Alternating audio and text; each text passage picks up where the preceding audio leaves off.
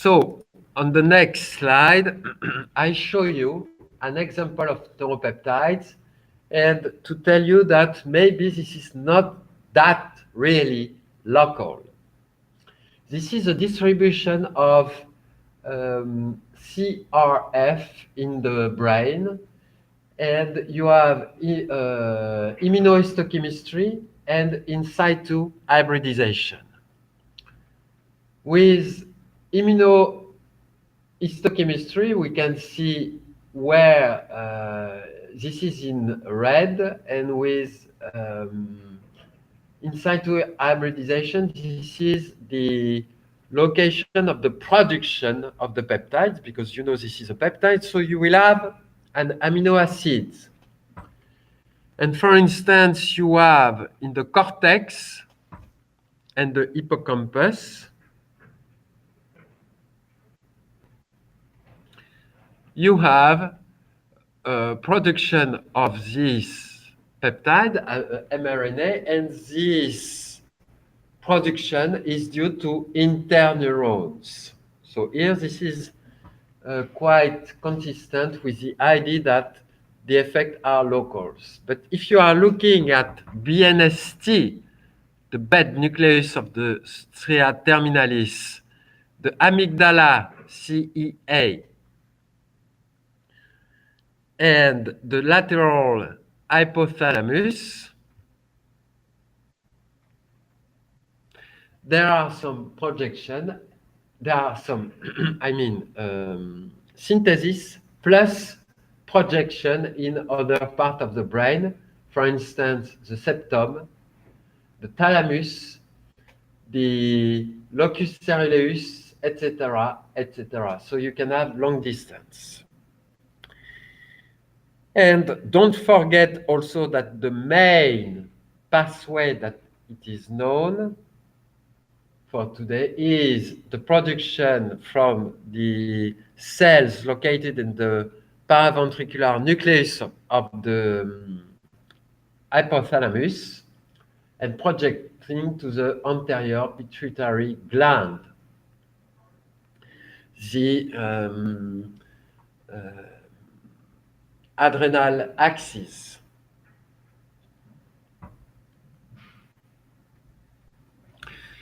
So this is not specific for CRF.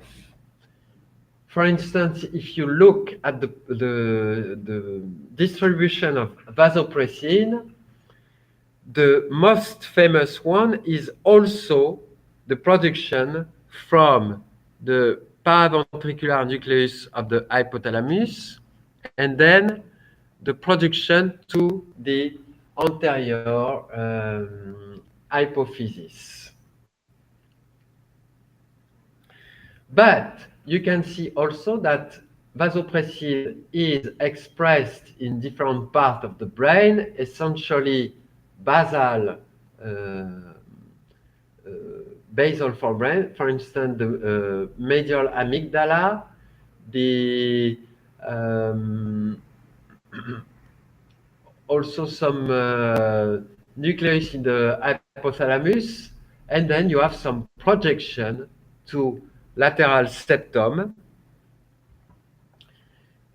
also to the bed nucleus of the stria terminalis, the thalamus, the hippocampus, the habenula, the locus ceruleus, and or the solitary tract nucleus, STN.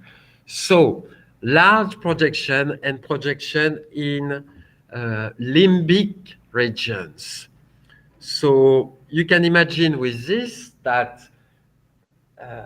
pharmaceutical industry was interested by vasopressin system because it could be involved in emotion and maybe stress processing, and eventually anxiety and depression. Just looking at the distribution of the vasopressin system. And then you have receptor, and then pharmaceutical industry try to find out some molecules targeting those receptors. and they found some of them. You can follow a logic. So do we have vasopressinergic molecules in pharmacy? Not yet. But at least we better understand the role of vasopressin in the brain. So on the next slide, and this is still in the paragraph of distribution. This is still the paragraph of distribution because neuropeptides are usually associated with classical neurotransmitters, and that's the reason why we will speak about colocalization. So, if you have, for instance,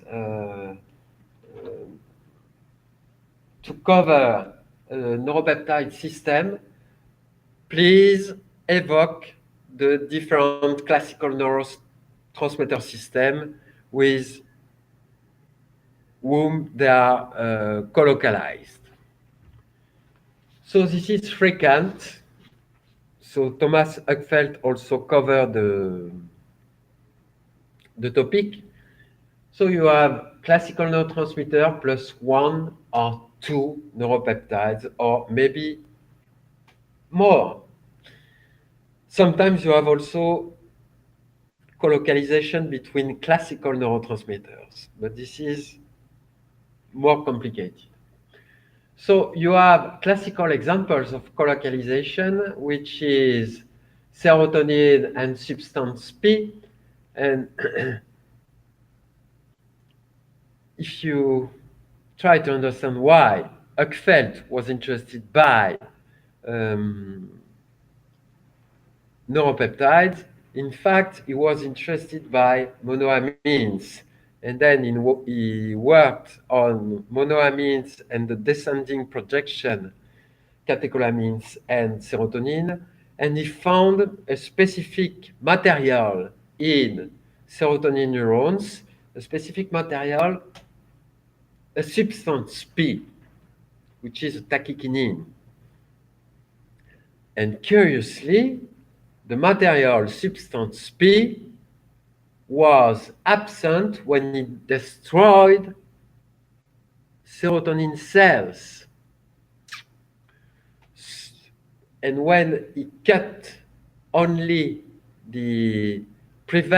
impaired only the synthesis of serotonin, so you had no longer serotonin, but you had the fibers, then you had the material for substance P. And then Uckfeldt said, okay, substance P is produced by serotonergic cells. This is a colocalization. So this is 1978, which is old for you, but finally quite new. You have dopamine and cholecystokinin in the mesencephalic neurons. Most neurons, the VTA or substantia nigra, express another neurotransmitter. If you know the organization of the basal ganglia, you probably know that you have two main pathways that go out from the striatum, the indirect pathway going to the external globus pallidus, and the internal pathway, which is going to the internal globus pallidus and substantia nigra pars reticulata. So in the direct pathway, GABAergic neurons co-express substance P and dynorphin, while in the indirect pathway going to the globus pallidus pars externa, GABAergic neurons co-express enkephalin.